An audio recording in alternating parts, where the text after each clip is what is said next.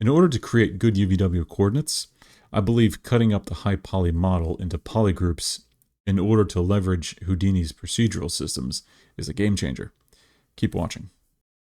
Okay, we have our denoised bucket here, and what we're going to do is cut this up into polygroups according to how we want our UV shells to be cut. So we can start with, let's say, focusing on some of like the handle here, right? And we're gonna just mask out this upper part. And we're just gonna start selecting and separating these chunks into polygroups, basically. I have a macro that really helps out with this process because just selecting it and hitting Control W isn't gonna give you a clean cut. We wanna do a edge loop masked border as part of that process. And the macro MF Cut The Subtool does a great job at that. If you bind it to a shortcut key, it really speeds things along. So go ahead and do that. In the meantime, I'm going to show you what I do to essentially start selecting chunks right here. So I'm going to, okay, and I'm just going to try to get this nub, this piece of wood that's sticking up here. All we're going to do is mask it out, right? And so I'll just use curve tools, mask the whole thing, and just start subtracting from the mask itself.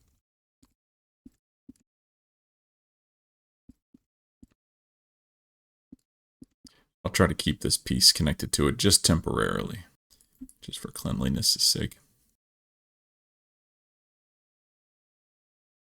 And I'll do Alt-Control-C, and then I'll just cut that to a separate subtool there. Just for now, we'll refine this in a moment.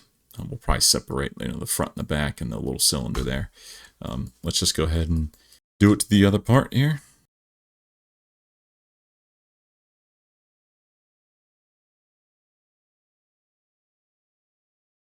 Cool. Now let's get that handle. Do the same thing, just mask it and separate it. And that's basically what we're going to do this entire video here, is just separate all of the pieces into just logical chunks that we know are going to unwrap decently. Right, so that's going to be a chunk right there. And this lid, we'll probably separate that too, right?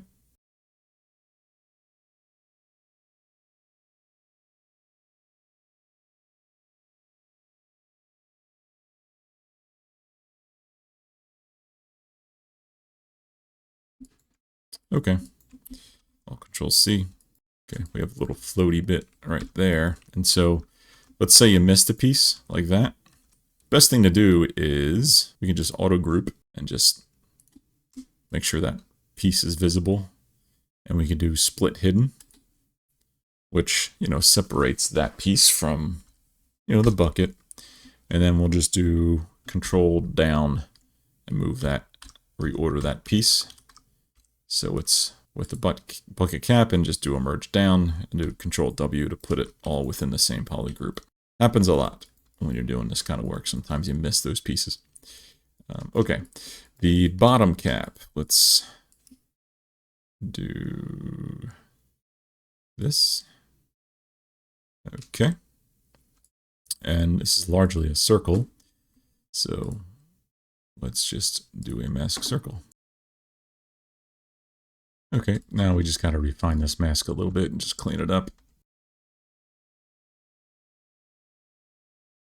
Okay, that one looks good. We will split that to a subtool. So we have the cylinder, all separated here. This will largely unwrap good by itself, except for this area here. Separate that one.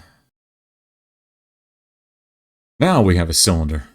Now we're ready to start cutting, since we've already separated everything. So let's do our slice curve tool and let's cut here, right? So we're just gonna slice this thing in half.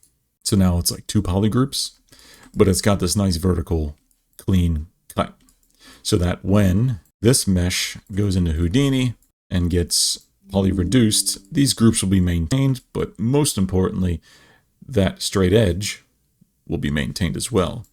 And so these two polygroups will be two separate UV shells. We'll unwrap them both really quickly because they're very simple shapes. And we'll just weld one side and unwrap, and then we'll have a nice unwrapped cylinder. Really easy. So that one's good.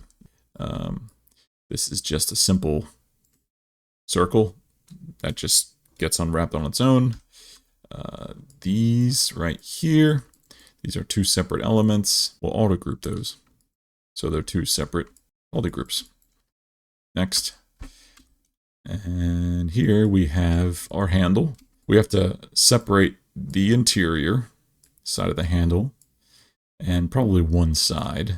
So let's get to doing that. Let's select here.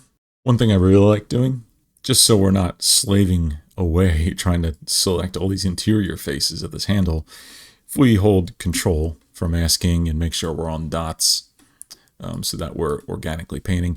If we go to Brush, Auto Masking, Backface Mask, and just crank that curve so it's super steep, we can go in with a large brush size and at a fairly steep angle relative to where we're looking, we can just easily mask these faces.